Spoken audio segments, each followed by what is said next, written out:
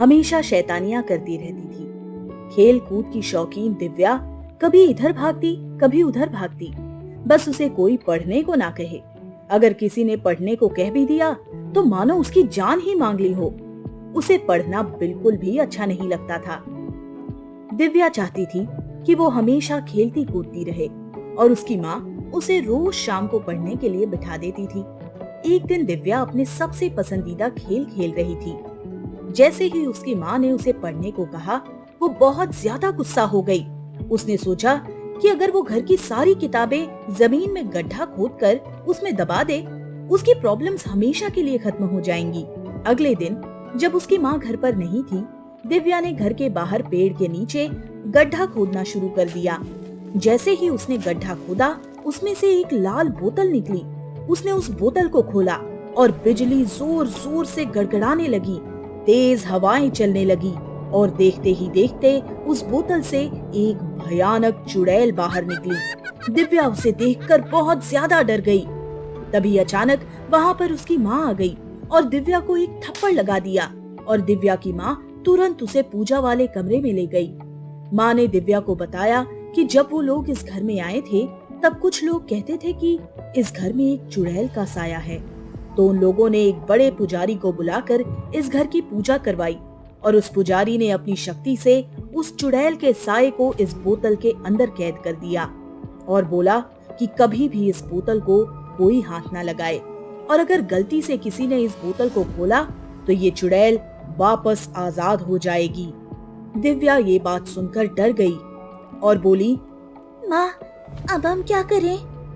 तब माँ ने बोला कि पुजारी जी ने उन्हें एक पवित्र जल दिया था कि अगर ये चुड़ैल कभी गलती से बाहर आ भी जाए तो इस जल को छिड़ककर उस चुड़ैल को फिर से कैद कर दिया जा सकता है।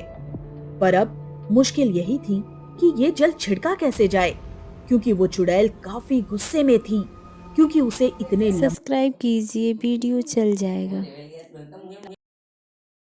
लंबे समय तक इस बोतल में बंद कर दिया था। तभी अचानक वहाँ रोते बिलखते दो छोटे छोटे बच्चे आ गए और वो चुड़ैल उन बच्चों के पास शांति से खड़ी थी। माँ धीरे से कमरे से बाहर आई और उस चुड़ैल से बात करने की कोशिश करने लगी। जैसे उस चुड़ैल ने माँ को देखा, वो चुड़ैल माँ पर हमला करने के लिए भागी। माँ के हाथ में वो पवित्र जल था। उस जल को देखकर चुड़ैल डर गई और वहीं रुक गई और बोली, मुझ पर ये जल मत डालो, मेरे बच्चे फिर अकेले हो जाएंगे। माँ ने उस चुड़ैल को बड़े ध्यान से देखा और पूछा, तुम्हारे साथ क्या हुआ था? चुड़ैल बोली, मेरे पति ने मुझे वहीं जिंदा जला दिया था और मेरे बच्चे भूखे बिलखते रह गए और ऐसे ही उन्होंने भी दम तोड़ दिया। बस अंतर इतना रहा कि मैं तो चुड़ैल बन गई और मेरे बच्चे भूत बन गए। तब से हम यहीं रहते थे, पर 10 साल पहले तुम आए और तुमने मुझे इस बोतल में कैद कर दिया। आज मैं वापस आजाद हुई हूँ। मैं अपने बच्चों को वापस अकेले नहीं छोड़ना चाहती। माँ सोचने लगी कि अगर ये चुड़ैल ऐसे ही रही तो लोगों को नुकसान पहुँचाएगी। तभी चुड़ैल बोली, तुम हम पर जल मत डालो, हमें मुक्ति दिला दो। माँ ने पूछा, मैं तुम्हें मुक्ति कैसे दिला सकती हूँ? चुड़ैल बोली, तुम इस घर के पीछे वाले नीम के पेड़ के नीचे, तुमने जहाँ से इस बोतल को निकाला है, उसी पेड़ के नीचे एक हवन करवाओ और मेरे बच्चों की आत्मा की मुक्ति के लिए प्रार्थना करो। माँ ने पूछा, उस पेड़ के नीचे क्यों? चुड़ैल बोली, मेरे पति ने मुझे यहीं जलाया था और अगर कोई उस पेड़ के नीचे हवन करवाता है और मेरे बच्चों की मुक्ति की प्रार्थना करता है तो हमें मुक्ति मिल सकती है।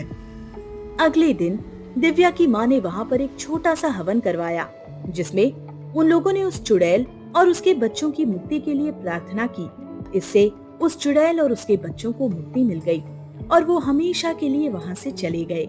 और दिव्या को भी ये बात समझ आ गई कि हमें ऐसे सारे किताबें नहीं जलानी चाहिए और हमें पढ़ना भी चाहिए, जिससे हम अच्छे और समझदार इंसान बन सकें।